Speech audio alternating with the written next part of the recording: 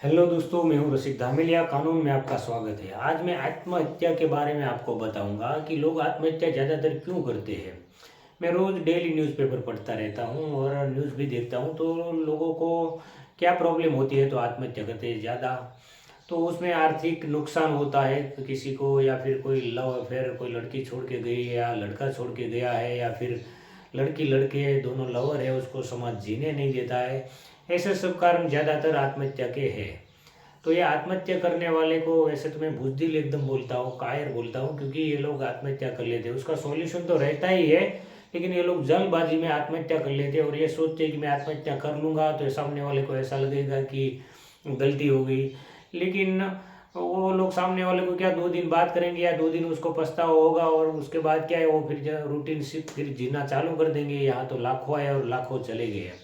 किसी को कुछ नहीं पड़ी, किसी को किसी की कुछ नहीं पड़ी है, क्योंकि सबको अपनी ज़िंदगी में इतना काम रहता है, इतना टेंशन रहता है।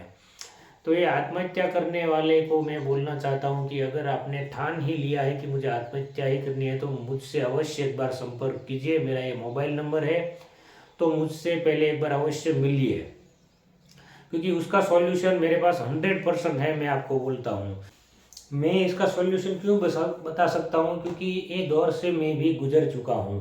क्योंकि मैं जब 18 साल का था तब मैं मर्डर केस में जेल में फंस गया था और मुझे सज़ा लग गई थी।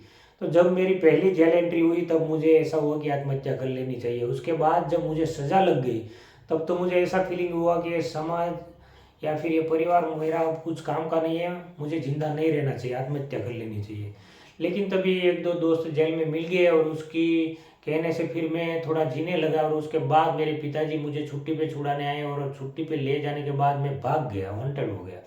उसके बाद जब पकड़ा के मैं सेंट्रल जेल में गया तब तो मुझे पक्का एहसास हो गया कि अब मर ही जाना चाहिए। लेकिन तब मुझे एक वहाँ जेल के अंदर एक धार्मिक जैसा इंसान था, उसने मुझे बताया कि तू गीता पढ़ना चालू कर दे। तो मैंने ध्यान से गीता पढ़ना चालू किया और जब गीता पढ़ने का पूरा गीता पढ़ लिया तब मुझे ऐसा एहसास हुआ, मैं फ्रेश जैसा मतलब फीलिंग होने लगा मुझे। और मुझे ऐसा लगे कि आत्महत्या तो करनी ही नहीं चाहिए, जो करता है ऊपर वाला करता है, अपने हाथ में कुछ नहीं है। अपने को बस आज से ये ध्यान रखना है कि अच्छे कर्म करना है। ऐसा सोच के फिर मैंने वो सब सोच मतलब बंद कर दिया। और मैंने लास्ट में ये सोचा कि अगर मुझे आत्महत्या करना ही पड़ेगा लास्ट में, तो मैं इतिहास बना के आत्महत्या करूंगा, ऐसे तो नहीं मरूंगा। समाज के लिए, देश के लिए कुछ ऐसा अच्छा काम करके जाऊंगा कि इतिहास बन जाएगा, तब मैं मरूंगा। अगर मेरी कुदरती मृत्यु होती है तो कोई बात नहीं है, वो भगवान की मर्जी। लेकिन अगर आत्महत्या ही करनी पड़ी तो मैं कुछ ऐसा ही करके जाऊंगा।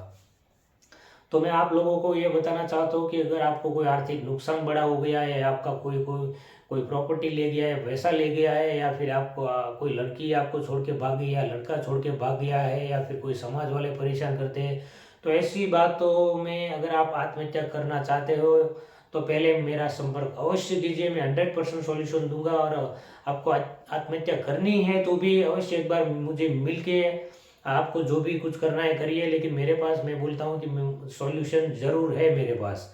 सब तरीके का सॉल्यूशन निकल सकता है, थोड़ा धीरज रखनी पड़ती है। तो मेरा संपर्क अवश्य कीजिए, मेरा ये नंबर है। तो मेरी ये जानकारी कैसी लगी ज़रूर सब्सक्राइब कीजिए और मेरा चैनल में कमेंट कीजिए जो भी बात है। जय हिंद, जय भारत।